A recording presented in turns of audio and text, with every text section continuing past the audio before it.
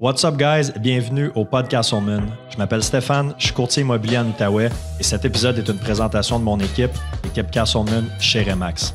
Nos 3 mots d'ordre dans l'équipe, c'est la simplicité, l'authenticité et l'efficacité, puis on s'efforce de mettre ça de l'avant dans chacune de nos transactions. Donc pour tous vos projets immobiliers, que ce soit l'achat, la vente, l'investissement, du côté résidentiel ou commercial, contactez-nous. Je suis fier aussi de vous dire que cet épisode est commandité par mes boys de chez Subaru Outaouais. La réputation de la traction intégrale de Subaru est plus à faire et si vous voulez un service vraiment à sa coche, c'est au 965 boulevard Saint-Joseph que ça se passe. Pour les gens qui écoutent sur YouTube, si vous voulez m'aider et m'encourager, je vous invite à vous abonner à ma page. N'hésitez pas à liker, commenter, puis surtout à partager l'épisode avec un maximum de personnes. Donc sur ce, merci beaucoup pour votre écoute et puis bon épisode. Bon, on start ça. Yes, let's go. On va starter ça, mon Phil. Hey, ça fait un petit bout que j'ai pas enregistré de podcast. Je suis content de t'avoir, dans le fond, pour le début de la saison 3. That's it. Comment c'est le premier. Yes. Ça va super bien, toi. Yes. C'est le fun d'être ici. Écoute, la chaise, elle commence à avoir un CV assez long. Là. Il y a une couple de belles pointures qui se sont assises dedans. Hein? Vraiment. Puis c'est ça, je suis le podcast depuis un bout. Puis tu as eu des méchants bons invités. Fait que, sharp. Quand tu m'as invité, j'étais comme yes, let's go. Ben c'est ça, écoute, on s'est rencontrés officiellement la semaine passée pour la première fois. Ouais. Puis on se connaissait à travers les réseaux, tout ça. Là, on s'est assis ensemble, puis on s'est dit, on a parlé comme 1h30. Ouais. Je disais, man, fuck, j'ai des. Toi aussi, tu avais des rendez-vous, mais on a dit, on aurait pu jaser pendant un bout. Fait que pourquoi pas le faire pour notre histoire devant un mic sur un podcast. Fait que, ouais, très content de t'avoir. On va parler évidemment, tu es nouvellement courtier depuis. Mois de mars cette année. Ouais. Puis investisseur immobilier aussi, pour ceux qui ont suivi sur YouTube, Primo Acquisition. Ouais, exact. Quand est-ce que ça a commencé, ça, les vidéos 2020-2021? Ouais, 2020. Dans le fond, c'est ça. Moi, j'ai commencé en immobilier. Là, dans le fond, ma première deal, c'était en mai 2020. Puis c'était un triplex. Comme investisseur. Comme investisseur. C'est ça. Puis à ce moment-là, j'étais encore à l'université. Mais je voulais acheter de l'immobilier. Ça me fascinait là, pour un paquet de raisons. Puis dans le fond, c'est ça. J'étais encore à l'école. J'avais un emploi contractuel au gouvernement fédéral. J'étudiais en comptabilité à l'UQO. Fait que je regardais le côté financier de la chose. Je trouvais ça intéressant. Ça m'a toujours fasciné aussi des immeubles en tant que tel. Puis le lien avec les espaces de vie qu'on se crée. Puis tout ça. Okay. Fait que là, je regardais ça. Puis là, OK, non, je suis pas capable d'acheter parce que j'ai juste ma job avait une date de fin, dans le fond. Là. C'était des contrats qui se renouvelaient pas. Mais j'avais un ami qui était charpentier-menuisier. Fait que lui, ça faisait, au lieu d'aller à l'université, ça faisait 2-3 ans qu'il travaillait. Fait que là, on a été s'asseoir à la TD. On a pris le premier rendez-vous sur le bord. Tu sais, quand tu connais pas, tu connais rien, tu prends une première option, tu vas rencontrer du monde, tu poses des questions, puis turns out qu'on pouvait acheter. Fait que là, on a fait une première acquisition, c'est ça en 2019. Puis de là, les deux ensemble. C'est ça. Puis là, tu avais quel âge à ce moment-là? 23 ans. Parce que là, tu as 27 aujourd'hui, fait que 23, c'est ça. OK, ça reste relativement jeune. Mm-hmm. Moi, si j'avais commencé à 23 ans, là. Ah, mon Dieu, à 35 ans. Mais c'est vrai, tu dis au début, tu connais pas ça. Moi, je me souviens, en 2018, je m'étais fait référer, encore une fois, je m'intéressais à l'immobilier, mais je connaissais pas ça encore. Je m'étais fait référer un courtier hypothécaire, un des amis avec qui je travaillais, il m'avait dit, va voir Fred Dufresne chez Multiprêt que tu dois connaître, là, que la majorité du monde qui nous écoute doivent connaître aussi. What's up Fred si t'écoutes ça? Puis fait que j'avais été le rencontrer pour voir est-ce que je qualifie, comment ça fonctionne, je connaissais rien. Puis à la fin, j'étais comme, je te dois-tu de l'argent? Je te paye, c'est-tu comme mettons, tu vas rencontrer un avocat, vraiment pas connaître ça. Fait que c'est drôle qu'au début, c'est comme un monde, tu connais fuck all là-dedans. Puis si tu le sais pas, tu te retiens d'aller chercher les ressources qui sont là pour toi, ultimement. Ouais. Si tu le savais, tout ce qui est gratuit dans le processus, comme consultation, let's go. Là, mais un peu, tu as dit un peu comme des avocats, c'est comme, ou huissier, peu importe, fais le dépôt, on va biller les heures, puis s'il en reste à la fin, on te le redonne. Sinon, on te demande le prochain dépôt. T'sais. Ben ouais. Fait que, mais tu sais, les courtiers, pour les acheteurs, c'est du travail pro bono. Là. Ouais. C'est gratuit pour ceux qui ne le savent pas. Hein? Un courtier acheteur, c'est gratuit. Un courtier hypothécaire, c'est gratuit. Ouais. Mais il y en a, quand tu commences, tu ne le sais pas, il y en a qui ont encore cette cette mentalité-là. Ouais. Fait que 2019, tu fais ton premier achat avec ton chum qui est charpentier. Oui, exact. Vous réussissez à qualifier pour un immeuble, sûrement pas les prix d'aujourd'hui en plus, pour un triplex. Non, c'était un triplex, on avait payé 320. Mais vois-tu, on l'avait vendu 455 en août 2020. Fait que 1 an et quelques plus tard. Okay. Fait que, on a acheté vraiment, ça a commencé à s'emballer, là, le marché à ce moment-là. Mais encore une fois, j'étais nouveau là-dedans, fait que je ne savais pas quoi regarder vraiment. Quelqu'un que ça fait 10 ans qui est là-dedans, mais là, il voit les indicateurs comme, OK, là, ça s'enligne quelque part, tu sais. Ouais. Mais je ne savais pas trop. Fait que là, c'est ça. Puis assez rapidement, 2019-2020, là, mars 2020, la COVID embarque. Fait que là, mode panique. Moi, je me disais, les loyers vont pas rentrer. Je commence, dans la vie, tout ça. Ouais. Je savais pas trop où aligner ça, tu sais. Fait que mode panique, un peu comme tout le monde. Puis là, après ça, ben, s'en est suivi de l'histoire qu'on connaît un peu aujourd'hui, qui a été médiatisée longuement, puis dont on parle encore. Là, on vit encore pas mal les effets de ça. Fait que non, ça a été très rock'n'roll comme début de carrière, si je pourrais dire, mais ça a été des années où est-ce que chaque année d'expérience compte en double, en triple. Ben oui. Fait que c'est ça, non, ça a été pas mal vite. Ben, puis c'est ça, c'est que ton portfolio, tu as eu des partners aussi pour plusieurs transactions, mais c'est que tu as tellement bâti un portfolio vite que ça, c'est impressionnant, tu sais. Mm-hmm. Parce que puis là, c'est là-dedans, je veux qu'on parle aussi là, de en donner comment tu arrives, parce que là, tu capes dans tes ratios, les mises de fonds, je veux dire, en donné, tu es limité aussi. Exact. Mais où c'est que je m'en allais avec ça? Bref, tu as réussi à bâtir un parc assez rapidement. Fait que là, quand tu vends ton premier, mettons en pleine pandémie, début de la pandémie, là, août 2020, là, as-tu fait d'autres acquisitions depuis? Ben là, tu es capable d'en acheter 2. Mais c'est ça, fait que tu as fait ta vente, puis après ça, tu en as acheté 2 avec le profit de... C'est ça. Puis de fil en aiguille, à un moment donné, tu comprends que vendre, c'est pas la meilleure façon de faire. Tu peux, exemple, refinancer, puis là, ben, c'est certain que tu pousses ton gain en capital à plus loin. Puis là, en comprenant le côté pratique de la chose, ben là, je faisais des liens avec le côté théorique, mon bac en comptabilité. Fait que là, j'étais comme, OK, il y a de quoi là. Je sentais que j'avais quand même les outils pour comprendre un peu ce qui se passait. Les taux de qualification, après ça, les taux d'intérêt qui varient en fonction des obligations du Canada. Puis là, le contexte de la COVID, là, il commence à baisser les taux. Qu'est-ce que ça veut dire? Les valeurs, ils augmentent. Là, rapidement, tu te retrouves dans un portrait que tu es comme, mais qu'est-ce qui se passe de un? Puis là, tu réalises que même le monde d'expérience sont un peu dans du néant. Là, tu es comme, OK, ben c'est un peu essai-erreur. Tu vois ce qui fonctionne, puis tu mises là-dessus.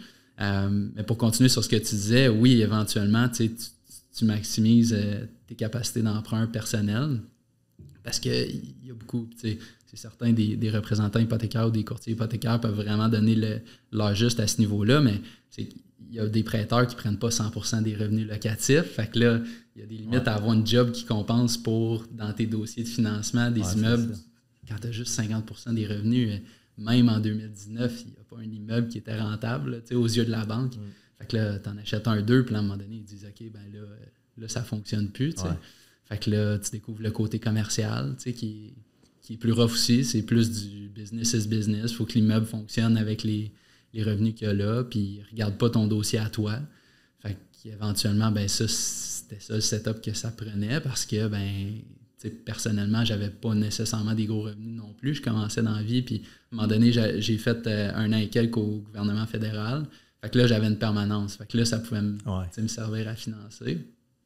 Fait que c'est un peu ça. Là, à un moment donné, à chaque étape, tu essaies de figurer qu'est-ce qui va fonctionner, puis continuer à faire avancer ça. Puis c'est certain, il y a quand je me fais dire oui, ça a été vite, good job, je nuance tout le temps avec le contexte là, qui a été vraiment exceptionnel. Là. T'as bien du monde qui, sans vouloir être des entrepreneurs, ils se sont achetés une maison puis ils ont fait la passe de cash de leur vie. Là. Non, c'est ça. C'est sûr que n'importe qui avait de l'immobilier est devenu investisseur à succès quasiment du jour au lendemain, dans le sens que tout le monde a fait des passes, mais je veux dire, c'est le nombre d'acquisitions que tu as réussi à faire en si peu de temps. Parce qu'en donné, il faut que tu sois créatif puis débrouillard, puis que tu passes à l'action. Oui, puis tu apprends très rapidement. Niveau gestion, là, je pense que s'il y a quelque chose que je peux apporter vraiment, puis on parlera de comment le courtage est venu dans l'équation, mais je me faisais dire un peu des affaires peu à gauche, à droite. Puis, tu sais, c'est pas tous les courtiers non plus qui ont ce désir-là de se développer en tant qu'investisseur puis d'aller soit acquérir des immeubles ou connaître la gestion immobilière. C'est tellement une affaire à part. Tu sais, dans le cours de courtage, il en parle un peu, là, tu sais, des baux, de la régie du logement. C'est pas mal ça qui revient assez rapidement quand tu parles de ça, là, mais il en parle très peu. Là. On le sait qu'exemple pour nos acheteurs, s'ils veulent faire une reprise de logement, ils achètent pour aller vivre là, ben, on connaît un peu selon la durée du bail, le préavis qui est nécessaire, tout ça. Mais quand tu te retrouves avec des appels de locataires, puis là, tu as des situations que tu es comme, coudonc, c'est à moi de payer ça, je suis en train de m'en faire passer une vite. C'est ça, tu apprends. Pendant que tu fais ta transaction immobilière, tu veux dire? Ben, puis en ayant des immeubles aussi assez rapidement, tu tombes en mode gestionnaire immobilier aussi, là, qui est le côté pour lequel tu n'as vraiment aucun appui. Là. Même si ton courtier il a été vraiment sharp tout au long de la transaction, il t'a donné l'heure juste, tu savais exactement dans quoi tu t'embarquais. Niveau gestion d'immeuble après, ben un coup que tu es propriétaire, le courtier, c'est ciao, bye-bye. Là. Arrange-toi avec... C'est pas tout le monde qui a un service après-vente, mettons. Non, c'est ça. Ouais. Puis tu peux pas t'attendre à ça d'un courtier non plus. Sa job, c'est d'être dans le transactionnel. T'sais. Exact, ouais. Fait que, tu peux conseiller so much après. Là, tu gardes la relation avec le client, mais c'est sans donner. Mm-hmm. Il y a une job que. Puis, tu sais, ce que j'ai appris vite, puis sûrement toi aussi, là, quand tu gères des immeubles, des locataires, c'est que tu as le côté, tu sais, oui, tu as la loi, tu as les chiffres, ça fait-tu du sens, ça rentre-tu dans mon tableau, c'est-tu rentable? Mais c'est que tu deals avec des êtres humains après aussi. Là. Fait que, tu sais, mettons, là, tu fais un offre, OK, il faut que le locataire soit parti parce que, mettons, moi, je veux reprendre le logement. C'est un client, mettons, d'un duplex, il dit, moi, je veux. Parfait, le locataire, il a signé, mais après ça, s'il décide de ne pas partir, lui, tu sais, comme. Il y a un risque là, pareil, là. Ouais. Mais là, ton client, lui, il a déjà vendu, il est en train de déménager, il arrive pour emménager, puis le nom de locataire est encore là. T'es comme, shit, qu'est-ce que tu fais, tu sais? Ouais. Ça, c'est des affaires qu'on voit que tu ne peux pas contrôler, des problèmes. Tu sais, on est le trop aujourd'hui, les loyers qui ne sont pas rentrés là. Sûrement que toi aussi, tu as des loyers qui ne sont pas encore payés, mais l'hypothèque, elle va passer quand même. Là, exact. J'ai un client qui m'a texté hier. Là, hey, on est-tu? Tu sais, il y avait un férié, ça veut-tu dire? Il y avait une ordonnance de paiement le premier pour un locataire. Fait que le locataire avait été tellement en retard souvent que, c'est ça, le tribunal a dit, il faut que tu payes le premier. Puis là, il disait, ouais, mais là, il y a eu un férié, puis on est le 2. Est-ce que ça compte pas, tout ça? Puis là, tu sais, tu peux te rendre tellement loin dans ces réflexions-là, puis c'est ça, encore une fois, tu n'as pas vraiment d'appui ou tu as peu de ressources. Tu sais, tu te pointes au TAL, tu as une audience, puis tu apprends un peu de ça. Il y a beaucoup de jurisprudence, puis c'est ça, mais en tout cas... J'ai pas encore été au TAL, en tout cas, je touche du bois. Là, je me souhaite de ne pas y aller, mais c'est sûr, je vais aboutir là un jour. Mais j'ai pas eu la chance d'y aller encore. Ça, c'est une discussion en soi. Là, c'est ça. Souvent, pour moi, c'est inconcevable de ne pas payer un loyer, mais tu comprends assez rapidement que des fois, il y a du monde qui sont dans des situations de vie difficiles, que le paiement du loyer, c'est vraiment le dernier de leur problème. Fait que, c'est là que ça devient difficile, mettons, à gérer comme situation. Puis comme tu dis, c'est des situations humaines où est-ce que tu es comme, qu'est-ce que je peux faire? Puis, tu veux montrer de l'empathie, tu es humain, mais tu es comme, en même temps, ça reste que c'est une business. Tu gères, tu es propriétaire d'immeuble, tu es propriétaire d'une business. La banque, elle s'en fout de comment tu te sens, les taxes, l'hypothèque va passer quand même. Puis exact. Tu veux pas, toi, te mettre dans la merde, mettons, ta famille dans la merde parce que tu as des locataires qui te payent pas. Là, c'est ça. Puis un des défis, mettons, dans la croissance, ça a été dû au fait que les valeurs augmentaient, puis tout ça, ça a rendu possible de continuer à être en mode acquisition, mais c'était pas des grosses acquisitions tout le temps. Fait que ça s'est fait par petits bouts. Puis c'est rapidement devenu un des enjeux, c'est la gestion de ça, parce que là, tu as plusieurs adresses, tu as plusieurs toitures, tu as plusieurs fondations, tu as plusieurs, juste des comptes d'hydro. À un moment donné, c'est comme, tu essaie de keep track de tous tes comptes, tes prélèvements automatiques, tout ça, tes comptes de banque. Quand tu es arrivé, j'avais un problème avec mon compte Vidéotron, là, encore là. Je suis loin d'avoir le parc immobilier que tu as, mais ça reste que, il faut que tu keep track de ça. Là. C'est ça. T'avais-tu, je sais que tu avais un partner pour les acquisitions, mais avez-vous un employé, une adjointe administrative, quelqu'un qui s'occupait de... On a comme tout essayé. Encore une fois, essai-erreur, d'avoir quelqu'un à l'interne. Après ça, tu gères le gestionnaire, des affaires de même. On a testé différentes compagnies de gestion. Là, on vient de transitionner une bonne partie là, du parc en gestion, ce qui fait du bien avec le courtage qui a embarqué. Mais la gestion, c'est tellement important parce que at the end of the day, si tu veux pouvoir avoir les reins solides avec un parc solide, mais ça passe par la gestion. Tu peux pas te permettre d'avoir des logis vacants puis tout ça. Puis, c'est parce que ça devient ta priorité quand le logis est vacant, mais dans la planification de ta semaine, tu en as d'autres priorités. Là. Fait que ça aide d'avoir du monde à ce niveau-là. Mais ouais, on a essayé plusieurs formules. Employés de rénovation. Après ça, il y a certains travaux qui ne peuvent pas être faits par un homme à tout faire, des agents de location. Mais là, tu finis par avoir un département d'RH. Fait que là, genre, t'es locataire, c'est un département en soi. Après ça, l'autre département, c'est aussi des RH, des personnes. Fait que tu finis par gérer tellement d'éléments qui bougent que tu finis par vouloir comme recentrer ça. Puis c'est pour ça que je comprends, maintenant, les investisseurs comme vraiment aguerris, qui ont des gros parcs, ben ils cherchent tout le temps à centraliser.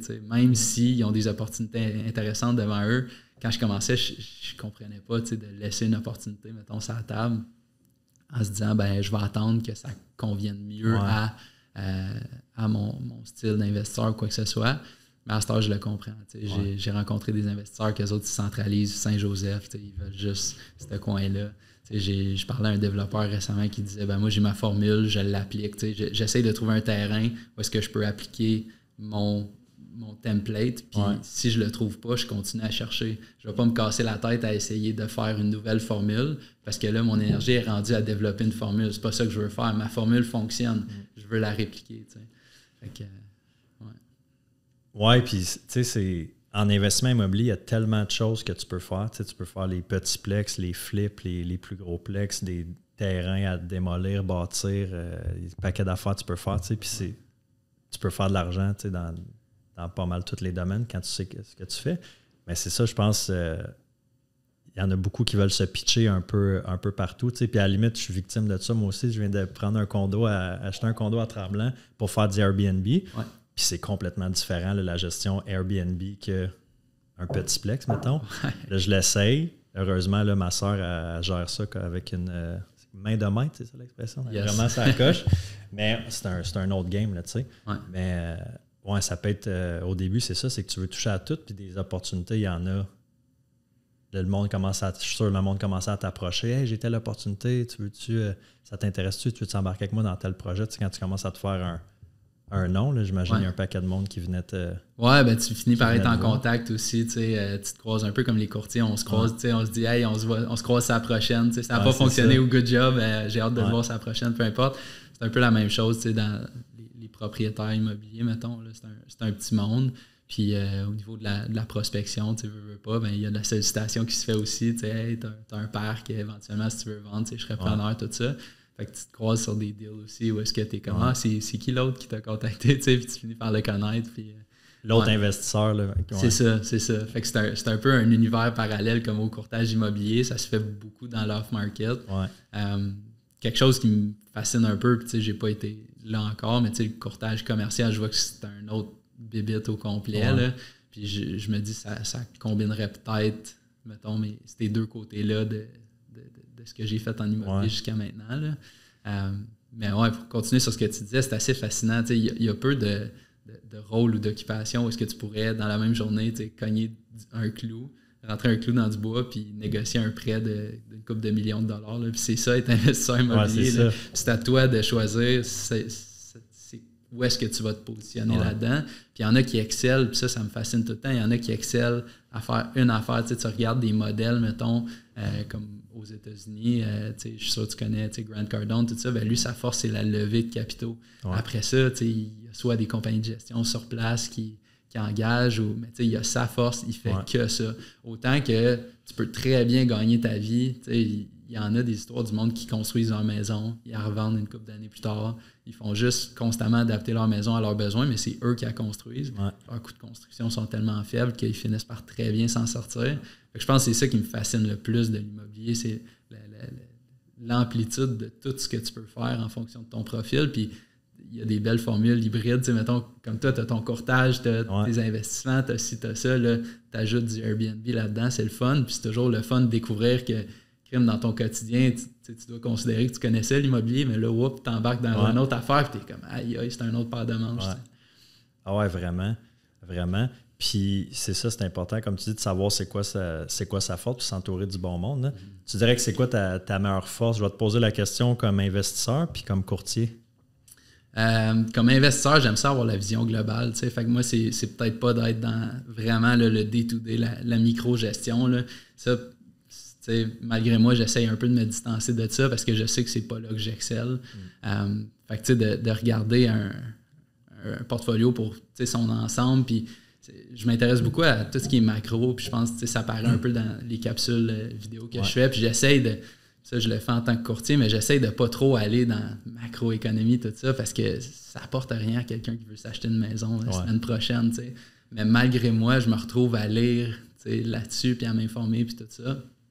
Fait que je pense qu'en tant qu'investisseur, c'est pas de... Puis c'est toujours... Tu peux jamais prédire ce qui s'en vient, mettons, mais pendant la pandémie, ça a été une bonne pratique de lire les headlines, voir c'est quoi qui est sensationnaliste, puis c'est quoi qui a vraiment un bon fondement, d'aller trouver des bonnes sources aussi pour avoir de l'information fiable, puis regarder un peu où est-ce que ça s'enligne. Puis avoir été 10 ans en immobilier dans un marché d'autrefois, j'aurais peut-être pas eu la chance de peut-être développer un peu ça. Là. Mais je me suis rendu à lire comme du Ray Dalio, je sais pas si tu connais ça. C'est un économiste, en tout cas, il t'écrit un livre sur un empire, comment ça va avoir son ascension puis son déclin éventuellement. Puis c'est hyper fascinant, puis il dit exactement t'es où dans cette courbe-là, puis il fait des liens avec des événements d'actualité. Ça, c'est hyper intéressant. Puis l'immobilier, c'est une game long terme. Fait que moi, pour ça, je lis tout ça, ben, je dis, à un moment donné, ça va faire 30 ans que je suis au courant de ces affaires-là. Fait que tu l'as vu, là, le cycle, puis les trends. Fait qu'en tant qu'investisseur, ça, j'aime bien ça, regarder ça. Je pense que c'est mon dada. Puis c'est en lien aussi avec mon background un peu en comptabilité. Là, moi, assez rapidement, j'étais comme, je veux comprendre l'argent, comment ça marche, parce qu'à the end of the day, ça dicte un peu ton quotidien. T'as beau aimer vendre des bracelets dans la vie, ben si t'as des bons fondements, mettons, d'économie puis de commerce, ben tu peux être multimillionnaire en vendant des bracelets. Là, tu penses à, je sais pas, Lululemon, tout ça. Ils ont développé des vêtements uniques, ils ont créé un brand autour de ça. Fait en tout cas, ça me fascine. Fait en tant qu'investisseur, je pense que c'est plus ça, le côté financier, économique de la chose. At large, c'est ça, d'avoir plus une vue d'ensemble. Ouais. Mais fait que tu as vraiment un intérêt pour, comptabilité, c'est sûr, tu as étudié là-dedans. T'as-tu fini ton bac? Oui. En comptabilité, OK. Ouais. Puis, pour l'économie en général, tu fais-tu d'autres investissements que l'immobilier? Non, j'avais déjà regardé, j'ai déjà fait un peu. Les bitcoins, non? T'es pas dans le crypto? J'en ai pour 1000$. Ça fait longtemps. Je sais pas si ça c'est vaut encore 1000$, mettons. Je n'avais acheté parce que j'étais comme ça dépend quand tu les as achetés. Si tu les as achetés en 2017, j'irais checker ça. Ouais, mais non, c'était la chose que j'étais comme, c'est un 1000$ que j'ai oublié, puis ça se peut que ça soit 1 million, ça se peut que ça soit 0. Tu sais, qu'il y avait cet upside-là, j'étais comme, OK, parfait. Mais non, puis je regardais beaucoup ça à l'université, tu sais, j'étais dans les cours, puis je regardais les actions, puis j'essayais de trader. Puis quand ça fait 1 an, puis t'as break-even, t'es comme, OK, je fais du bénévolat, puis c'est rien de plus que de l'entertainment. Parce que tu tradais, c'est ça. J'étais en train de lire... c'est sûr que tu as lu Rich Dad Poor Dad, là, mais Robert Kiyosaki, l'auteur, a écrit quelques livres. Puis là, c'est le Cash Flow Quadrant. Ouais. Tu l'as-tu lu, celui-là?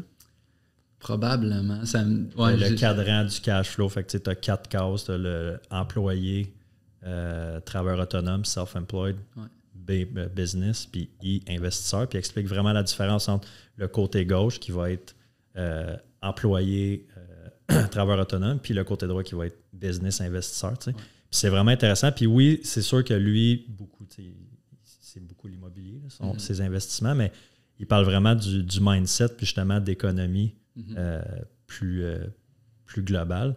Puis c'est vraiment intéressant, ça. C'est des notions, je trouve, qui manquent. On n'a pas cette éducation-là, à moins qu'on cherche à aller. Tu es fasciné de... Hey, il y a un livre qui l'explique clairement. Coudonc, ben, si c'est si clair que ça, puis on devrait être exposé à ça beaucoup plus jeune. Là. Puis je pense que ça manque beaucoup dans l'éducation comme traditionnelle. Tout le monde devrait avoir ces bases-là. Peu importe ce que tu veux faire dans la vie, éventuellement, si tu as la décision d'être locataire ou d'être propriétaire, mais si tu es locataire et tu te dis « je suis locataire parce que ça coûte moins cher dans la vie », puis tu n'es pas en train de mettre de l'argent de côté, ben le propriétaire, lui, sa propriété risque de prendre de la valeur, puis ça risque d'être ça son fonds de pension. Fait que peu importe ce que tu fais dans la vie, ces notions-là sont tellement importantes, puis à moins de les chercher activement, on est très peu exposé à ça. Là. Puis, il faut faire attention aussi parce que là, surtout à l'ère des médias sociaux, de la désinformation, tu peux en avoir pas mal. Il faut que tu fasses vraiment attention à ce que tu consommes, à ce que tu écoutes. Ouais. Mais parce que Robert Kiyosaki est très polarisant. Là, il a sa façon, puis j'en prends, puis j'en laisse. Là, lui, il est très conspirationniste, puis anti-gouvernement, puis il y a des choses qu'il dit que je suis comme, peut-être pas, mais la majorité, ça fait bien du sens. Puis, il parle aussi beaucoup, un petit peu comme... comment il s'appelle? C'est un auteur québécois, il a écrit « Les millionnaires ne sont pas ceux que vous pensez ». Puis il était au podcast Sans filtre, là, comme une couple de semaines. Nicolas, quelque chose, Bérubé, ça se peut-tu? Oui, j'ai vu passer ça. T'as-tu entendu?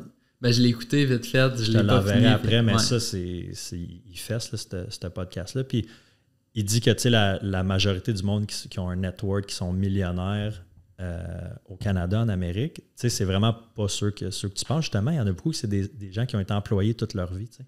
Fait que souvent, on pense, moi, je suis un employé ou moi, je suis un travailleur autonome, j'ai ma petite affaire, puis l'investissement, puis la liberté financière, puis être millionnaire, c'est pas pour moi, Mais au contraire. Puis combien qu'il y a d'entrepreneurs, de businessmen qui sont pas, qui struggle financièrement aussi. Ouais. Fait que d'avoir cette éducation-là puis ce mindset-là, vraiment intéressant, mais ça, il faut que tu cherches pour l'avoir. Exact. Puis là, c'est ça, là, je suis en plein dedans, le travail autonome, je suis dans mes premiers mois, tout ça, puis tu le vois là, que c'est vraiment pas évident. C'est une gestion active à faire, puis ça aussi, il y a peu de formation ou d'éducation là-dessus, tant que ça, là. Mon comptable ne m'a pas appelé et dire « OK, là, tu commences en courtage, chaque commission qui rentre, mets-en tant de côté. » Ou il n'y a personne qui m'a donné un spread de comme « OK, l'argent rentre, voici, fais-toi un compte épargne, mets-le là. » Mais tu as dû le faire naturellement par la force des choses parce que tu es un gars allumé, tu es smart, puis tu as étudié là-dedans aussi. Je veux dire, puis des transactions immobilières, tu en as fait. Là, tu vois où est-ce que l'argent va puis comment ça fonctionne. Exact. Mais je suis certain qu'il y en a dans notre domaine puis dans un paquet d'autres domaines où est-ce que tes travailleurs autonomes payent à commission, ça peut struggler. Là. Je te dirais que dans le courtage, je le vois particulièrement. On est bon pour ça. Hein? C'est particulièrement facile de s'emporter parce que tu fais une belle vente, c'est une belle commission, mais comme ça fait peut-être une couple de mois qu'il n'y en a pas qui est rentré. Moi, c'est ça j'ai vu. Ma première semaine, j'avais une promesse d'achat acceptée. J'étais vraiment content, mais je savais que ça n'allait pas rentrer avant un certain temps. Mais je me dis, avoir commencé avec zéro background en immobilier, la semaine 1, les chances que j'aille une promesse d'achat acceptée étaient essentiellement nulles, même si tu commences dans une équipe. Puis, fait que c'est rough, là. Puis tu la trouves pas drôle. C'est ton nouveau domaine, c'est ta première impression que tu as de ça, c'est que ça rentre beaucoup plus tard. Fait que, les principes de retarder ta gratification, tout ça, c'est quand même c'est important d'être familier avec ça. Oui, vraiment. Mais toi, c'est ça, tu étais déjà tu baignais dans le domaine, tu connaissais déjà tu avais sûrement même des clients jour 1, là, du monde qui savait que tu allais être courtier. Oui, j'ai fait mon annonce, mais tu sais, j'avais déjà du monde qui me parlait de deals qu'il voulait faire. C'était un peu de là que c'est venu aussi le courtage. Tu sais, il y a quelqu'un qui m'avait approché pour comme, hey, tu pourrais-tu m'aider à aligner un peu ma transaction? Pas la transaction en tant que telle, mais tu sais, je regarde tel immeuble, tu sais, comment tu l'approcherais, toi? Puis là, essaye de te positionner. Tu sais, je suis pas un coach, je suis pas un formateur, je sais pas. Tu pourrais être coach, c'est à la mode en ce moment, là, le coach. Mais ça, c'est une des affaires, tu sais, je me suis tout le temps dit, je vais jamais vendre des cours, des formations. Fait que, tu sais, le monde qui m'écrivait comme ça, je les aidais, pro bono, puis ça me faisait plaisir. Bénévolement, là, par pure bonté. C'est ça, puis je trippe à parler de projet. Fait que par moi de projet, gauche, je suis pas arrêtable, là. Mais à un moment donné, c'est quand j'ai pas le temps, c'est la première chose qui prenait le bord. J'étais comme, excuse, je peux pas t'aider. Puis aussi, c'est qu'à un moment donné, tu peux pas être impliqué dans le courtage, le transactionnel en tant que tel. Fait que, tu sais, si je donne des trucs, tu sais, hey, tu devrais penser à ça, tu devrais penser à ça. Là, la personne, elle explique ça à son courtier qui est pas familier avec ça, qui fait comme, OK. Puis là, ultimement, la personne qui est en charge de gérer la transaction n'est même pas alignée avec le client en tant que tel. Puis là, moi, je suis les lignes de côté puis je regarde ça aller. Ouais. Fait que c'est là que j'étais comme, OK, tant qu'à avoir du monde qui m'écrive, je leur fais un peu une planification aussi de, c'est qui que tu veux être en tant qu'investisseur ou peut-être même pas investisseur. Là. Tu veux-tu une maison avec un logis parental en bas? Comme ça, tu as un petit loyer juste pour dire que peut-être, toi, tu payes juste ton hypothèque, puis après ça, les taxes municipales, puis peut-être ton hydro est payé par ça, puis tu es bien content, puis ça te permet de vivre dans un meilleur quartier pour le même prix, peu importe. Là. C'est qui que tu veux être comme investisseur ou comme propriétaire immobilier? Je partais de là jusqu'à, là, il m'envoyait « Hey, qu'est-ce que tu penses de telle inscription? » Tout ça. Puis là, t'es limité dans ce que tu peux faire si t'es pas courtier, tu sais. Fait que c'est un peu venu de ça. Ça s'est fait un peu par la force des choses. Ouais. Puis c'est ça qui a fait aussi que là, j'ai fait l'annonce. Hey, là, j'ai ma licence de courtier, je me lance là-dedans. Ben là, j'ai du monde qui m'ont écrit, hey, cool, tu vas finalement pouvoir m'aider. Puis sachant aussi que j'allais dédier du temps à ça. Ouais. Le monde, il se sentait moins mal de m'écrire et de dire, ben là, c'est ta job de m'aider dans mon projet, fait que let's go. Puis là, moi, c'est ça, j'ai embarqué à pieds joints avec ce monde-là. J'imagine que c'est ça, c'est une clientèle que t'aimes parler, là, les jeunes investisseurs, les petits plex, ça doit être ça que tu tripes plus à faire ou tu as un autre genre de marché que tu aimerais développer? Oui puis non, parce que tu réalises, puis je veux dire, j'ai été difficile comme client aussi là, dans le passé. Tu cherches des deals, fait que c'est quand même, je veux une deal, quand tu as une deal, appelle-moi. Aujourd'hui, comme courtier, quand il y a un client qui te dit « Hey, si tu as une deal, appelle-moi », les oreilles me frisent. Mais c'est quoi une deal? Je dis que l'équipe qui a Castlemaine sont vraiment bons puis qu'ils devraient c'est ça, exact. Non, mais dans le sens, tu le sautes avec moi, la deal, c'est toi qui l'as fait, tu sais. Mm-hmm. La deal, c'est toi qui vas faire ta propre deal. Fait que moi, c'est quoi une deal pour toi? Tu sais, c'est quoi tu cherches? C'est ça drôle. Là. Ouais, c'est ça. Puis si c'est tant une deal que ça, puis est accessible à tout le monde, elle ne sera plus là, par définition. Parce qu'elle va se vendre 75 000. C'est ça. T'sais, à un moment donné, comme tu dis, la deal, tu la crées. J'ai fait une vidéo là-dessus récemment. T'sais, si tu attends la prochaine deal, tu vas attendre longtemps. Il faut que tu te positionnes comme, OK, c'est quoi les paramètres de ce que moi je cherche, puis dans quoi je suis confiant que je peux créer une valeur. Si c'est de faire des rénovations, je cherche de quoi délabrer. Puis, tu sais, va chercher des affaires qui ne sont pas vendues encore. C'est sûr que tu vas en trouver. Ouais. Mais, tu sais, si tu veux achat clé en main, potentiel d'optimisation, pas besoin de réno, puis tu vas refinancer dans 1 an, 2 ans, puis ressortir ton argent, puis qu'est-ce qui te différencie toi d'une autre personne pour être capable d'aller la chercher, cette valeur-là? Ouais. Si tu n'as pas de réponse à ça, tu vas l'attendre longtemps, ta deal. Ouais. Fait que c'est un peu ça, tu sais, pour répondre à ta question. Oui, j'adore travailler avec ce monde-là, mais c'est des dossiers un peu plus demandants aussi. Ouais. Tu sais, à cette heure que je les vois un peu d'un œil d'un courtier.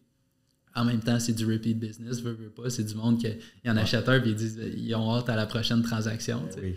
Fait que c'est ça. Puis éventuellement, c'est du monde aussi qui vont chercher à vendre pour acheter des plus gros immeubles, tout ça. Fait que j'ai vraiment une vision long terme, autant avec mes investissements immobiliers qu'avec le courtage, de me dire, je veux vraiment accompagner le monde tout au long de leur transaction. Service après-vente aussi, j'ai fait une joke là-dessus tout à l'heure, mais moi je l'ai dit au monde, la transaction est finie, mais t'as encore mon numéro. Puis, je veux que ça aille bien tes affaires, là, je veux pas que tu aies une mauvaise expérience. Là, fait que mon numéro, tu l'as, c'est n'importe quand. Puis, si j'ai pas la réponse, les chances sont que je peux te référer à la bonne personne parce que j'ai déjà peut-être été dans cette dead end-là, que je savais pas quoi faire. Puis, il a fallu que je trouve une certaine solution. Fait que, je veux être cette ressource-là. Mais pour monter une entreprise de courtage, c'est certain que tu peux pas faire juste ça. Là, à moins d'être comme dans le gros commercial, d'avoir des clients qui cherchent des grosses acquisitions, tout ça. Ou est-ce que là, OK, une transaction peut prendre plusieurs mois, mais comme tu vis ton année après sur ta commission. Oui, c'est ça, le commercial. Des fois, ça peut être des commissions qui te payent, c'est ça, pour 1 année, mais c'est ça prend 1 année à closer aussi. Là. C'est ça. Je pense que quand tu commences, moi, ça a fait 3 ans, puis je me considère encore, je commence dans le domaine. Puis tu touches à tout aussi, là, autant du terrain, des maisons, des plex, des condos, maisons mobiles, tu dis pas non, là, tu sais. Oui, tu peux avoir une niche où est-ce que tu vas te spécialiser, tu vas être plus à l'aise, mais au début... Tu trouves-tu ça dur, des fois, de... Tu sais, parce que tu peux avoir un chapeau d'investisseur puis un chapeau de courtier. Ouais. Tu trouves-tu ça dur, des fois, de comme pas... Mettons, tu visites un plex avec un de tes clients, là, puis vous n'êtes pas... Tu sais, lui, c'est son premier, mettons, là. Il n'est pas rendu à il n'y a pas l'expérience que toi, tu as comme investisseur, mais tu trouves ça difficile, des fois de... Ce que je trouve difficile, c'est de pas me rendre trop loin. Tu sais, c'est pas tout le monde qui pense déjà à sa prochaine acquisition. C'est pas tout le monde qui veut dédier une bonne portion de son quotidien à ça, mettons. Fait que souvent, le monde, c'est comme, je veux juste un duplex, vivre dedans, ça va me coûter moins cher. Je veux que ça se paye, puis je veux... Ça les intéresse pas, tout ce que j'ai à raconter, là, puis à la limite, si je leur parle de tout ça, ils vont être comme, OK, c'est donc bien compliqué. C'est ça. Fait que, oui, c'est ça que je trouve difficile, mais en même temps, c'est un des défis du courtage, c'est de s'adapter à son client. Tu sais, on travaille tellement de clients différents que faut vraiment que tu t'adaptes à qui tu as devant toi, puis c'est ça, tout en ayant ta petite twist personnelle, là, tu sais. C'est ça, tu sais, récemment, j'ai eu un premier client militaire, tu sais, puis là, il me débarque avec la liste de, tu sais, tous les frais qui sont remboursés, tout ça. Puis là, moi, je suis de famille militaire, puis tu sais, j'ai vu mes parents faire des HHT, là, les House Hunting Trips. OK, comme 12 visites en une fin de semaine, puis il faut qu'on ait un œuf accepté le dimanche soir. Exact, tu as une semaine pour trouver une maison. On a déjà vécu outre-mer en Europe, fait que là, c'est littéralement, tu prends l'avion, t'es jet lag pendant une semaine, mais tu as une semaine pour trouver ta maison. Puis c'est ça, t'as qu'à faire un courtier immobilier, les visites back-à-back, puis c'est go. Là. Puis je me rappelle, ils nous envoyaient des maisons qu'ils voyaient, puis nous autres, on suivait ça un peu à distance, on disait, hey, c'est notre future maison pour plusieurs années, ça se décide cette semaine. Tu sais. Mais si t'as pas été dans ces souliers-là, tu le comprends peut-être pas nécessairement. Tu sais. Fait que c'est ça, la clientèle militaire, je sais que c'est une clientèle qui est quand même convoitée, tu sais, par les courtiers immobiliers. Dans le sens que c'est intense, mais c'est vite. C'est ça. Puis, tu sais, comme il va acheter, c'est sûr, bientôt. Là. Ouais. Fait que je pense que tu as besoin d'un mix de tout ça. Là, tu peux pas... il y en a qui réussissent très bien dans une niche spécifique. Là. Mais c'est ça, j'explore tout ça, puis je vais trouver ma place là, dans le courtage immobilier. Puis je pense qu'on a tellement de belles régions pour ça. Là. Je le répète, ça autant mon côté investisseur que mon côté courtier. Là, la région, c'est incroyable. Là, je veux dire. Côté investisseur, je veux dire, on a le revenu médian le plus élevé comme région métropolitaine. Le dernier recensement de Statistique Canada de toutes les régions métropolitaines au Canada. Ça, j'en revenais pas quand j'ai su ça, plus que Toronto, plus que Vancouver. Pensez, c'est fou. Là. Mais le revenu médian, fait qu'il y a beaucoup de monde qui font un bon salaire ici, qui est comme, tu vis bien, des emplois stables, tout ça. Niveau les loyers, c'est sorti d'un média récemment, on a parmi les loyers les plus élevés au Québec. Fait que côté investisseur, c'est certain, c'est intéressant. Après ça, niveau courtage, moi je trippe à découvrir des quartiers, puis souvent je les ai déjà explorés, soit à la course, en bike, ou moi j'adore ça, explorer ma ville, mais à peu près partout. Est-ce que tu es à Gatineau, tu n'es pas loin de quelque chose de très nice. Là, à Gatineau, tu as la promenade Jacques-Cartier, tout ça, tu as les centres de ski aussi, Nakertok, tout ça un peu plus au nord. Après ça, quand tu te rapproches de la rivière, tu as la rivière en tant que telle qui amène plein d'activités. Après ça, tu as le parc de la Gatineau, tout Elmer, tu as le réseau de pisciclables juste de fou. Là. Fait que j'ai peut-être le profil pour triper sur la région aussi, là. Mais toi aussi, tu en bénéficies pas mal. Là. Ouais, moi, écoute, quand j'ai commencé à courir, on dirait que j'ai comme redécouvert. Tu sais, moi, je suis né ici, j'ai habité ici toute ma vie. Fait qu'en année, t'es pas blasé, mais t'es comme, je viens d'ici. Puis, mais là, c'est ça avec la course, puis le vélo aussi, là, j'ai comme découvert des spots. Puis, tu sais, là, j'habite ici dans le Wrightsville. Quand j'étais jeune, le Wrightsville, c'était pas. Tu sais, j'avais pas vraiment d'amis qui habitaient dans le coin, puis je venais jamais dans ce coin-là, tu sais. Pas quand j'allais aux galeries de Hall, mettons, mais sinon, puis là, d'habiter ici, je suis comme, Colin, c'était où ça tout le long que j'étais jeune à côté du parc? Mais tu sais, les intérêts sont différents là, quand j'étais plus jeune, mais je suis comme retombé en amour avec la région. Fait que tu sais, quand je parle avec un client du Wrightsville, où tu sais, j'ai fait une transaction au début de l'année, c'était du monde qui venait de Montréal, puis venait s'installer ici, puis c'était du monde qui faisait du vélo. Je tripais. Là. Je dis, oui, écoute, je vais te montrer les spots. Puis, on allait entre les visites. Là, tu peux rentrer dans le parc là. T'as ça. C'est sûr que c'est trippant. Là. C'est cool parce que si tu connais tout ça, ben c'est facile. Tu arrives à ta visite, tu as fait tes analyses comparatives, tout ça, mais comme tu arrives sur le spot, tu fais, hey, c'est vrai, il y a tel trail. Quand tu le sais, c'est cool. Tu peux vraiment être un bon guide de la ville, pas juste un courtier immobilier. Oui, c'est ça. Puis c'est une plus-value aussi pour le client. Tu sais, si moi je déménage à Montréal, j'espère tomber. J'ai aucune intention de déménager à Montréal. Mais, en primeur ici. Ouais, c'est ça. Premier podcast de la saison 3, mesdames et messieurs. Je vous annonce ça, je m'en vais déménage à.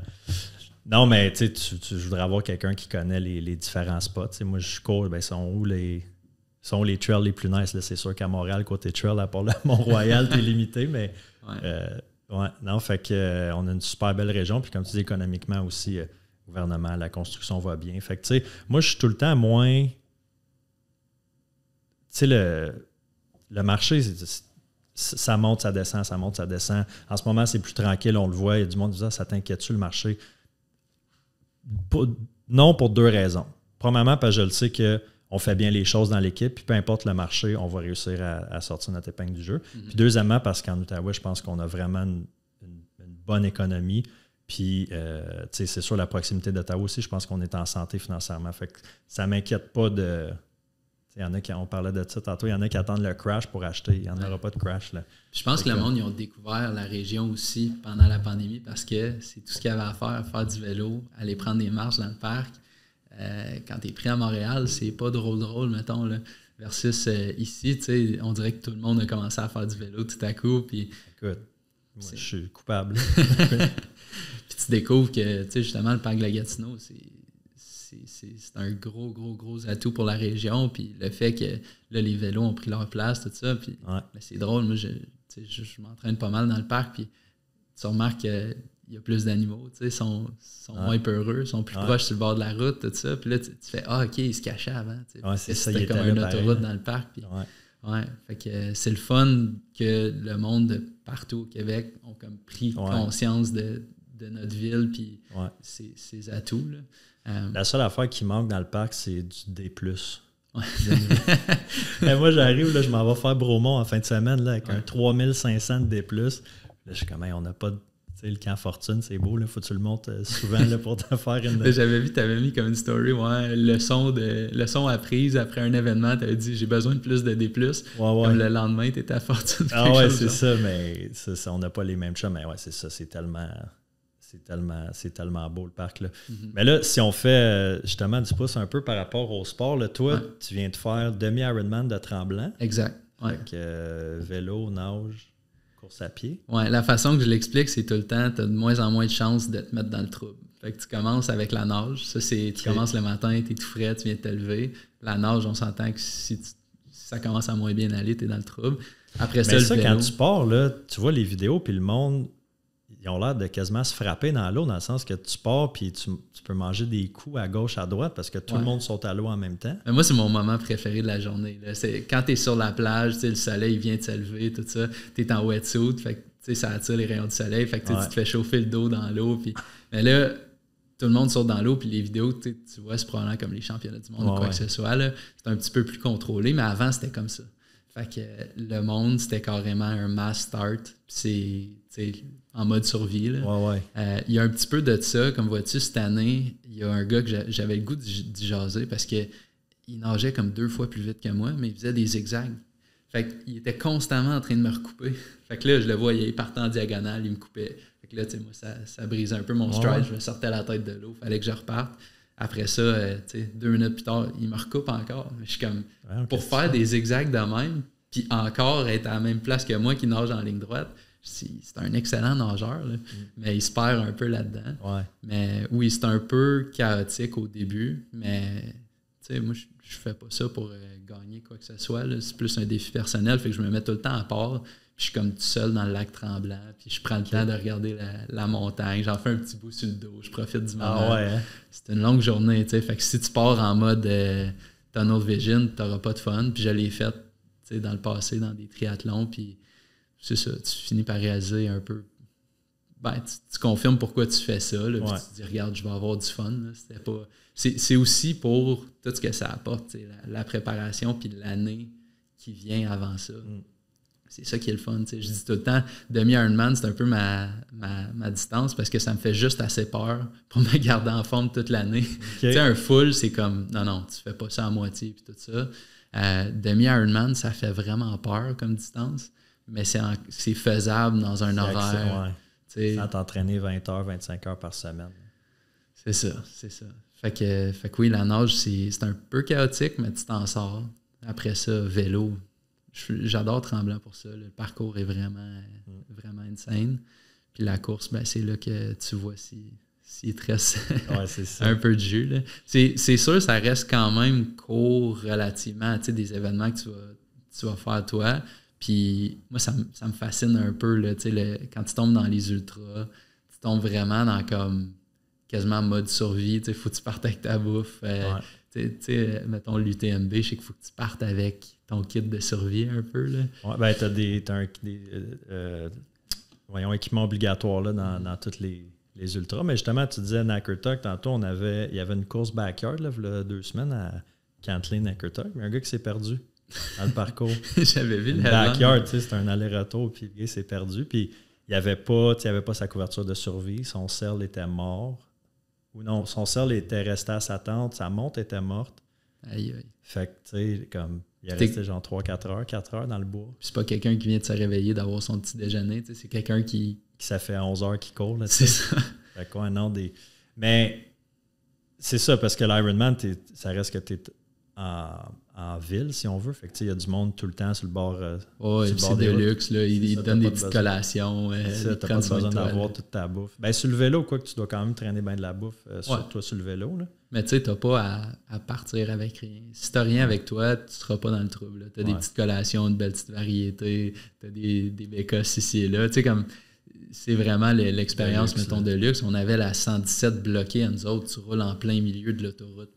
Tu peux te baisser la tête, même pas regarder où si tu vas en vélo, ligne droite, puis c'est ça. Fait que c'est vraiment un environnement le fun pour le faire. Là, moi, ça reste... Cette année, j'ai pas eu le temps de descendre à Tremblant pour courir, aller faire du vélo. Fait que mon demi-Ironman, c'était comme « Ah, cool, j'ai finalement pris le temps de faire du bike à Tremblant. » Fait que je roulais, on s'entend, j'étais pas en position aéro tout le long. Même affaire, je levais la tête, je regardais le paysage, je trouvais ça donc beau. Puis j'appréciais le moment aussi. Là. Ben, c'est ça qui est. Ouais, je me souviens, ton frère, il a fait une story, puis tu passais en vélo, puis c'est ça, t'étais pas en mode aéro. Là. Ouais, tu as quasiment envoyé la main comme la reine. Là, t'avais un smile, puis j'étais comme, hey, crime, s'il est à peu près à mi-parcours, puis encore le smile, ça veut dire que ça va bien. Là, en fait, ça, c'est le spot stratégique pour encourager, parce que c'est juste en bas de la montée du Plessis. Fait qu'en vélo, tu peux passer il y a des bouts, tu roules à 65, c'est pas tout le temps de même, mais il y a aussi des bouts que tu arrives en bas de la côte. Fait que là, tu vois la personne passer puis tu as la chance d'échanger un peu plus de temps, ouais. Fait que c'est là qu'il s'était mis pour m'encourager. Puis ça, c'est juste avant la côte du Plessis. Tu as un pitch de 11 puis c'est à la fin du parcours de vélo. Fait que tu as tout fait la boucle à 117. Après ça, tu montes du Plessis puis c'est vers la fin. Tu tapes. Puis cette année, c'était vraiment drôle. Il y avait quelqu'un de déguisé en démon, comme en diable. Okay. Puis il te criait après. Là. Genre... Si tu passes cette côte-là, après ça, ça va bien aller. T'es dans le pire, t'es en enfer en ce moment. Je l'avais vraiment trouvé drôle. C'est bon. Ouais. Parce que là, en plus, cette année, le demi-Ironman a été décalé à cause de le smog qu'il y avait eu. Le matin que c'était supposé de se passer, c'était au mois de... Juin, c'était supposé de se passer, puis ça a été repoussé au mois d'août avec le full. Mm-hmm. Puis c'était-tu le bordel, comme pour les départs? Est-ce que le départ du demi était... Est-ce que vous croisez le monde du full? Non, puis même que j'ai trouvé ça beaucoup plus calme. Parce que souvent, le demi-Ironman, il est pendant le week-end du triathlon olympique. Puis, triathlon olympique, c'est beaucoup plus accessible comme distance, tout ça. Fait que t'as beaucoup de monde que c'est leur premier. La préparation a été faite un petit peu plus sur le bord. Ouais. Fait que ça, puis tu le vois, mettons, race weekend à Ottawa, les 5 km, 10 km, c'est le fun parce que tout le monde participe. Mais en même temps, tu regardes le tas de monde qui court, puis ça peut être un peu inquiétant. Là, c'est pas tout du monde vraiment rodé. Moi, j'ai trouvé ça beaucoup plus rassurant de le faire en même temps que le full cette année, parce que c'était tout du monde tellement rodé à leur affaire calme. Fait que quand tu dis calme, tu veux dire comme l'énergie sur le parcours? Oui. Okay. Ouais. Comme en vélo, le monde sont plus en ligne droite, là, sont plus comme... Ouais, puis tu sais, juste l'énergie que tu ressens quand tu es en zone de transition, tu installes ton vélo le matin. Il n'y a personne qui fait le full Ironman qui est comme hey, j'ai dit ça. Non, ils ont comme. Ça fait des jours qu'ils pensent juste à ça, puis qu'ils arrivent, ils sont calmes, ils ont leur petit hoodie. Le pire est fait, là, il reste juste à le faire. Ouais. Fait que ça a super bien été. Puis malheureusement, je pense que c'est un événement qui a comme moins de participation. Fait que, ouais, je pense que c'est ton frère qui me disait ça, que avant, il fallait que tu bookes là, quasiment, c'était tout le temps sold out, il fallait que tu bookes vraiment d'avance, puis là, il y avait des billets, des dossards pas vendus. c'est ça. Fait que c'est pour ça qu'ils ont réussi à transférer ça au mois d'août. Pas de problème. Fait que, mais là, c'était la dernière année en Tremblant, là? Le full. OK. Ouais, je pense que le full, ils le refont pas. Je pensais que c'était le contrat d'Ironman avec le Mont-Tremblant, qui avait un contrat de 10 ans, je pense. Je suis déjà inscrit, fait que Pour vrai? c'est bon pour ton Airbnb. Définitivement. Qui m'a dit ça? Ça fait 2-3 semaines. Peut-être déjà booké, tu m'entends. Ouais, c'est ça. C'est ça. Ben, dans le fond, peut-être. Hein? Ouais, parce que j'ai regardé pour booker, puis il n'y avait pas grand-chose. Déjà, hein, le week-end d'avant, on va booster nos prix. Là, on va doubler. Là. Ben, même que je regardais justement les bookings, parce que j'en ai un qui s'en vient à vendre. Là. Il va déjà être listé quand ça va sortir, mais un condo à Tremblant dans le Hilton. Okay. Puis les meilleurs mois, souvent... Les condos d'hôtel. C'est ça, c'est ça. Formule intéressante. Puis l'été, souvent, c'est autant occupé, sinon plus, que l'hiver, avec les événements comme ça.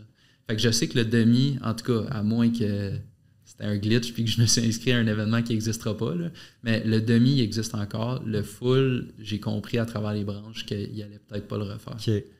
C'est peut-être moi qui ai mal compris. D'abord, c'était le full. Je pensais que j'avais compris l'entente de Ironman et Tremblant. Mais écoute, à suivre. Là. Ouais, à suivre. C'est pas donné en plus. Je pense que le full, c'est pas loin de 1000$ pour... Ouais, puis les Airbnb, c'est à peu près 1000$ la nuit, puis tout ça. Fait que, puis tout le stock, le vélo, puis le wetsuit. Puis Ah non, c'est un sport qui coûte cher. Je m'en suis tout le temps sorti budget là, à ce niveau-là, dans le sens... Autant que dans la course, ils disent que c'est un sport qui est peu cher. Ah, sacrément. Ça le devient assez rapidement si tu t'investis. Là. Ouais. Le triathlon, c'est next level. Tu as des vélos à 25 000$. Là. Puis c'est un de mes dadas le jour de la course. Là, tu regardes les bikes. Tu checkes les vélos, Moi, j'arrive là avec mon bike. Je le roule à l'année longue. J'ai pas le setup aéro. Tout, non. Éventuellement, j'aimerais ça, mais il faut vraiment que tu ailles il faut que tu aimes ça. Il faut que tu aies l'argent pour le faire. Mais tu sais, ça, c'est le genre de bébelle que, tu sais, je suis pas nécessairement un gars, moi, dans la vie, puis je pense que t'es pareil aussi, qui a besoin, tu sais, de flasher, puis la grosse maison, puis le gros char, puis tout ça. Mais des affaires comme de course sont directs. Je check pas la dépense, puis je suis comme YOLO, là, comme je m'en fous, on le fait, tu sais.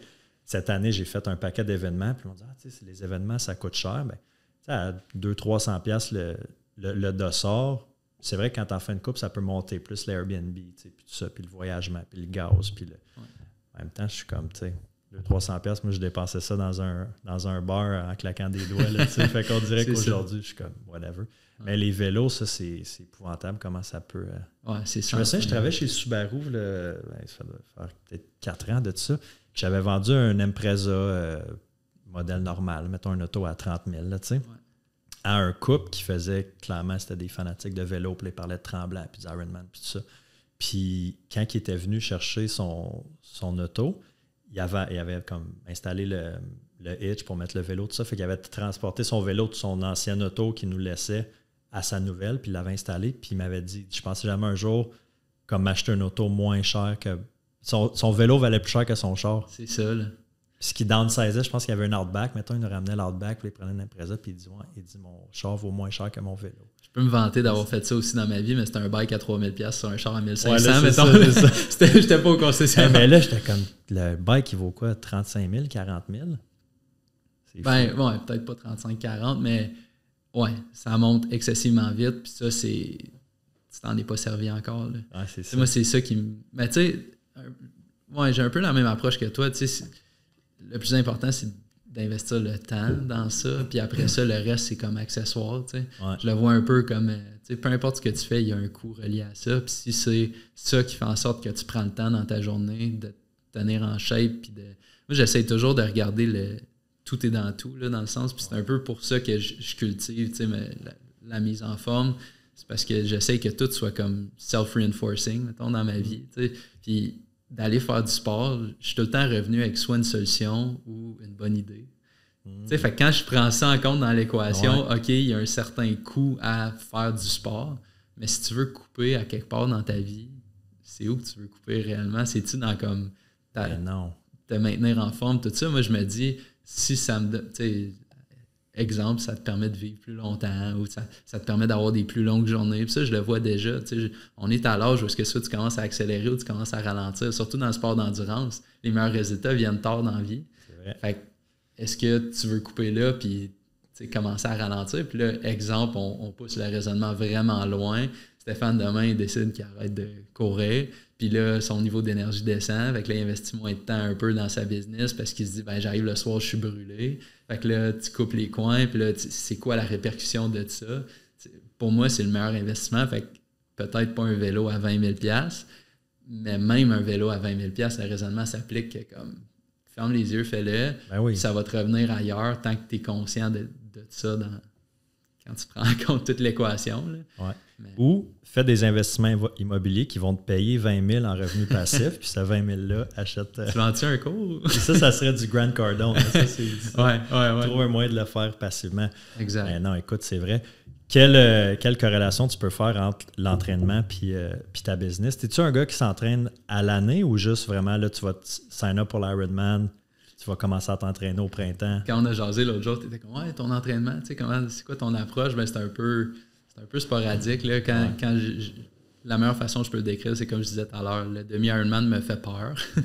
Donc, assez tôt avant l'événement, j'essaye de me mettre dedans, puis c'est ça.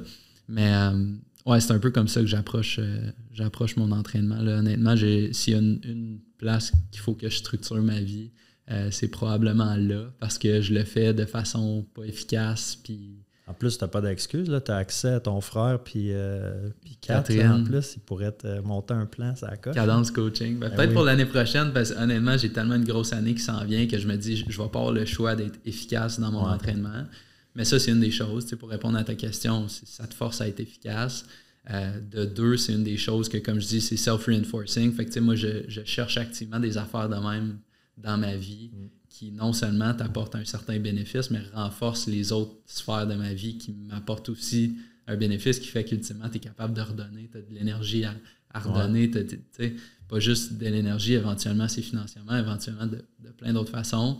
Mais il y a tellement de parallèles à faire entre la business et le sport d'endurance. Puis c'est une des choses qui m'a fasciné et qui m'a hook dans les événements d'endurance, c'est le monde que tu rencontres là. Tu es comme, OK, moi, dans ma tête, je me disais, là, c'est du monde qui investissent tout leur temps là-dedans. Fait que les autres sphères de leur vie doivent être genre négligées ou laissées de côté un peu.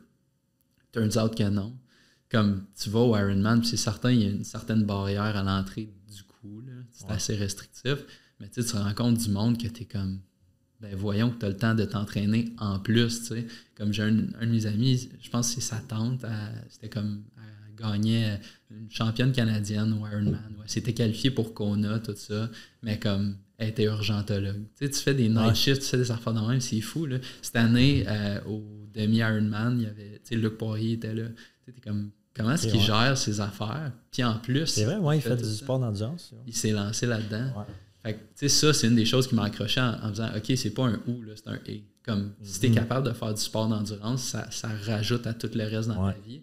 Puis ça fait juste rehausser la barre pour tout. Comme, si j'aime claquer une journée de malade, puis j'en fais, là, je me lève, j'ouvre les yeux, je pars. Puis, des fois, t'as du backlog à clairer ou quoi que ce soit. Puis, travailler de 6-7 heures le matin à 2 heures le matin, c'est pas sain, là. Mais je suis capable de le faire. Si je me baisse la tête, je vais être capable de le faire. C'est-tu mon idéal? Non. C'est ça que je veux dans la vie? Pas nécessairement. Mais je suis capable de le faire, d'avoir la capacité, puis l'option de le faire. Ça, je considère ça un gros luxe. Puis je considère que c'est un des retours sur l'investissement de prendre le temps au quotidien.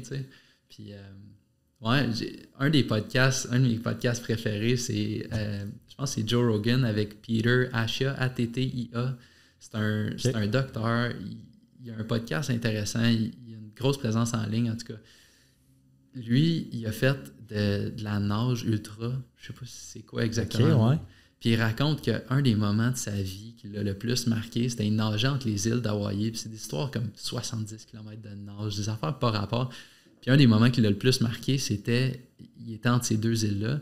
Puis il y avait de la bioluminescence dans l'eau. Fait que quand il passait, il donnait un coup de main dans l'eau, tu avais des micro-organismes qui se défaisaient, qui faisaient comme qui étaient fluorescents. Okay. Puis mais il est en plein milieu de la nuit, en plein milieu de l'océan, fait que tu avais le ciel étoilé aussi. Fait que là, il a comme perdu, tu sais, rendu loin dans son effort physique, là. Fait que là, il était rendu qu'il perdait notion d'il était où. Puis là, il te raconte cet épisode-là qu'il a vécu. Moi, je trouve ça fascinant. T'écoutes ça, puis t'es comme, aïe, comment est-ce que le gars d'un, c'est un docteur, il sait très bien qu'il a poussé la chose plus loin qui est sain, tu sais. Mais il y a quand même ce drive-là d'aller pousser, tu sais, encore une fois, un peu plus loin, un peu plus loin, un peu plus loin, puis de tester cette limite-là. Ça, je trouve ça fascinant chez autant des entrepreneurs que je rencontre que sur la ligne de départ où tu le vois là, dans les yeux du monde, c'est quoi leur défi en ce moment, là, s'ils sont déshydratés. Comme dans mon vidéo que j'avais faite post demi-Ironman, j'avais dit pour ceux qui se battent pour un pas de plus ou pour une minute de moins. Tu le vois dans les yeux du monde, ça. C'est vrai, ouais. Puis c'est bien dit, ça. Ouais, puis ça fait vraiment ressortir le côté endurant de la personne, peu importe quoi. Puis ça, j'adore ça. C'est comme l'heure de vérité. À l'événement en tant que tel. Puis moi, quand je dis Ironman, c'est le luxe, tes petites collations, tout ça, c'est vrai. Là, les événements que toi tu fais, mettons, de partir dans le bois puis tout ça pendant la nuit, ça, je suis comme, ça doit sortir un côté de toi. Là.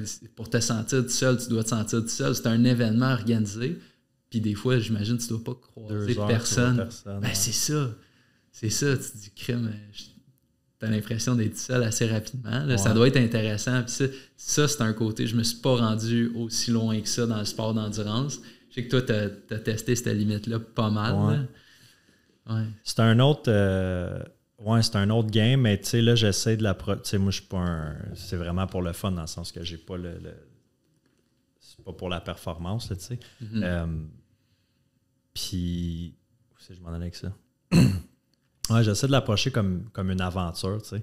C'est vraiment ça, là. En fin de semaine, je vais m'en faire une aventure de 80 km à Bromont. Mais là, lui, le départ, il est dans la nuit. Fait que, tu sais, au départ, tu es plus en groupe. Fait que je risque pas d'être tout seul. Mais là, je regarde la météo. Mettons, il annonce 25 mm de pluie. Fait que là, je suis comme, 25 mm, ça va vraiment tomber. Je suis comme, bon, ben, OK, parfait. Ça va être ça le challenge de cette course-là. Mais c'est tout le temps, c'est ça, une aventure. Puis j'apprends tout le temps des affaires à chaque course. À chaque course, j'ai des nouveaux bobos, des nouvelles solutions, je rencontre du nouveau monde, il y a tout le temps quelque chose. Fait en business, c'est ça aussi. Tu sais jamais c'est quoi la curveball que le marché va te lancer, que le client va te lancer, que la banque va te lancer. Tu es comme, OK, c'est quoi qui arrive là? Il faut trouver une solution. Fait que, le parallèle. Là, en plus, je m'étais dit, en recommençant les podcasts, je vais essayer de parler un petit peu moins de course, mais je suis pas capable, man. Ça revient tout le temps comme. Je vais parler plus immobilier, business, mindset, puis là, un peu moins de course, mais je suis pas capable, j'aime trop ça. Là, je t'ai pas donné la job facile pour ton premier épisode. Non, mais écoute, je pourrais jaser de ça pendant des heures. Hey Phil, merci beaucoup d'avoir pris ton temps aujourd'hui pour venir jaser avec moi. C'était vraiment cool. Puis, on lance la saison 3 là, pour l'automne avec un bel épisode. C'est un beau, tu sais, évidemment, ça fait longtemps qu'on se connaît les deux des réseaux. Là, on se suivait mutuellement, mais là, de pouvoir jaser, c'est vraiment cool. Puis, tu as une belle, tu sais, t'avais en investissement, ça se passait super bien. Puis, tu as une belle arrivée aussi comme courtier. Je pense que tu vas avoir, tu as une belle carrière devant toi. Là, fait que continue à faire ce que tu fais, man. Good, ben merci beaucoup. Puis l'honneur est le mien. Comme je disais, la chaise ici, elle a un CV assez impressionnant. Fait que j'ai hâte de voir ce que la saison 3 nous réserve. Une couple d'invités le fun qui s'en viennent. Fait que stay tuned, guys. Yes, merci Stéphane. Bonne semaine, salut. Ciao.